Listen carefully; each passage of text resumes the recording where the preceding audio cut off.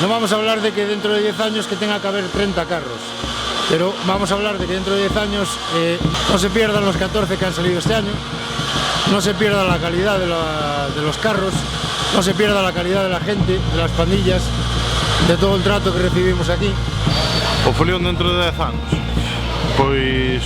eu espero a que sea non o doble que vai hoxe, pero polo menos que siga sendo o mismo ou un pouquiño mellor. A partir deste ano, destes novos últimos 2 anos, penso que vai a pegar un subidón e se todos estamos unidos e traballamos, penso que se pode conseguir un gran folión de carros. Creo que estamos avanzando todos nun bo sentido, que o pobo está axudando moitísimo, pero moitísimo, tanto económicamente como dándonos ánimos. Supoño que entre 10 anos habrá máis nivel, máis carrozas e a xente nova que